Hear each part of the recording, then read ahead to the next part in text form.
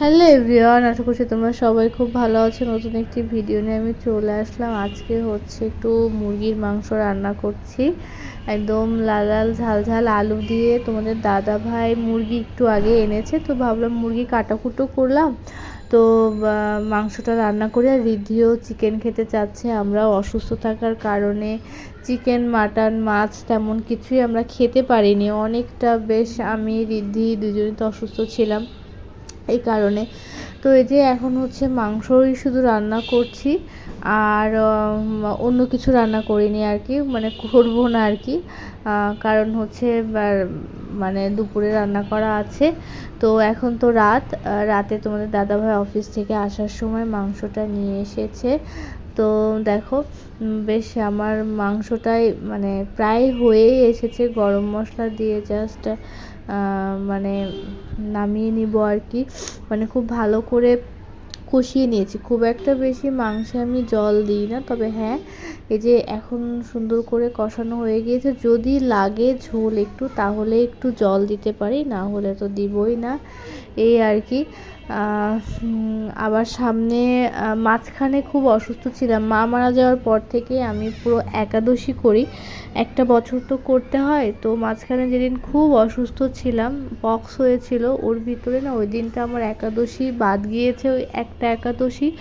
কারণ মানে এতটা অসুস্থ ছিলাম যে করার মতো কোনো সিচুয়েশন আমার ছিল না।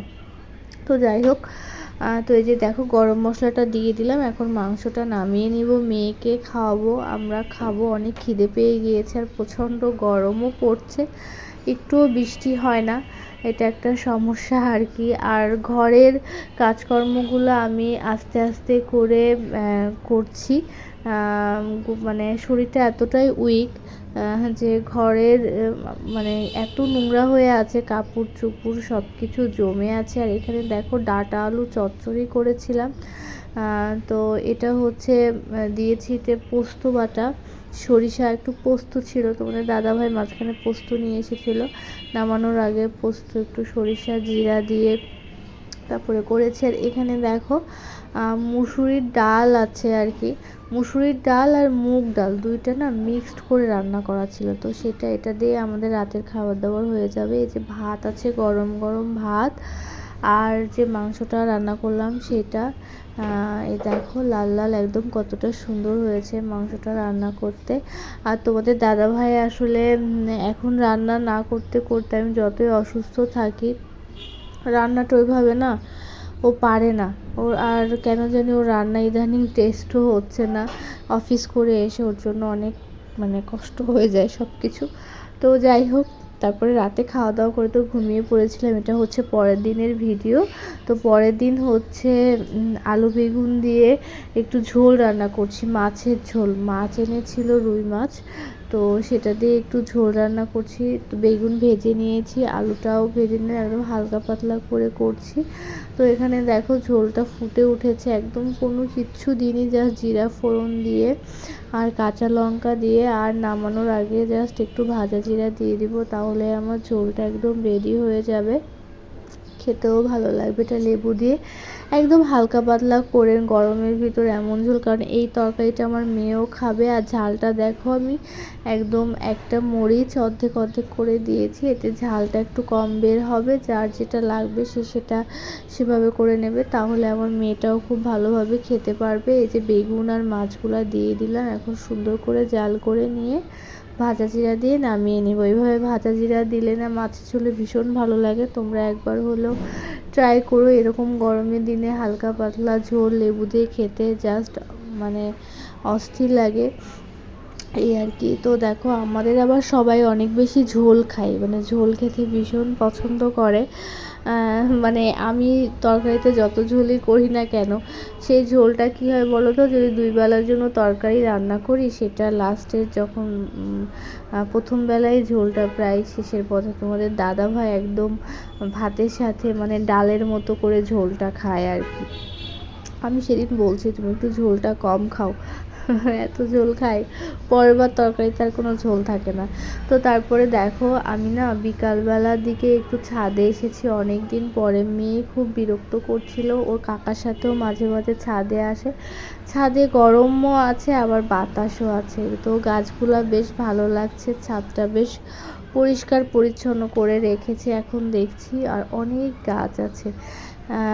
ছাদ থেকে আমরা কোনো সমস্যা হলে মানে শিউলি ফুলের পাতার বড়া খেয়েছি, করলা, তারপরে করলার পাতা দিয়ে ছোটো মাছের ঝোল, এটা আমরা নিয়ে যাই, কোনো অসুবিধা হয় না। এখানে সবার গাছই থাকে, তো যার যেটা প্রয়োজন হয় সে সেটা নেয়, এমন কোনো ব্যাপার নেই। গাছকে আমরা সবাই ভালোবাসি। আর এই দেখো ছাদে এসে না মনটা ভালো হয়ে গিয়েছে। আসতে চাইছিলাম না, মেয়ের জন্য এসেছি, কিন্তু ভীষণ রকম ভালো লাগছে। আর এই যে দেখো রীতি কত রকম দুষ্টুমি করছে আর কি, এখানে ওখানে ঘুরে বেড়াচ্ছে। ওখানে তো কবুতর আছে। আর এখানে দেখো পেঁপে গাছ লাগিয়েছে, তারপরে এখান থেকে তোমাদের দাদাভাই নিম পাতা নিয়ে গিয়েছিল, তারপরে কলা গাছও আছে। আর আমার অবস্থাটা দেখো কতটা টায়ার্ড লাগছে, ছাদে এসেছি, সবাই দেখে বলছে যে আপনার শরীরটা এত খারাপ হয়ে গিয়েছে, এত শুকিয়ে গিয়েছেন, সারা মুখ ভর্তি দাগ। আমি তখন বললাম যে আমার গায়ে এরকম পক্স হয়েছিল, অনেক দিন অসুস্থ ছিলাম, সেই সুস্থতা এখনও কাটিয়ে উঠতে পারিনি। তো যাই হোক আস্তে আস্তে কাটিয়ে উঠবো আর কি। এটাই, তোমরা সবাই প্রে করো। এই ফুলটা আমার অনেক বেশি পছন্দের, এটা হচ্ছে কি ফুল বলো তো, ভুলে গেলাম, কিন্তু এই ফুলে খুব সুন্দর একটা গন্ধরাজ, খুব সুন্দর একটা স্মেল, এত সুন্দর একটা ফুল ছিঁড়লাম আর কি। তারপরে রিধির কানে একটু গুঁজে দিলাম, বলছে মা আমার কানে একটু গুঁজে দাও, তো সুন্দর করে গুঁজে দিলাম, পরে ফুলটা পড়ে গিয়েছিল এই আর কি। আর ভেবেছিলাম যে বাসায় নিয়ে আসবো, কারণ এই ফুলের স্মেলটা আমার ভীষণ রকম ভালো লাগে। তারপরে বাসায় আনতে পারিনি, আমার মনেও নেই রিধির কানে যে গুঁজে দিয়েছিলাম সেটা ওখানেই কোথায় পড়ে গিয়েছিল। তো যাই হোক দেখো রিধি এদিকে চিপস খাচ্ছে, একটা চিপস ওকে কিনে দেওয়া হয়েছে লেজ, সেটা খাচ্ছে বসে বসে।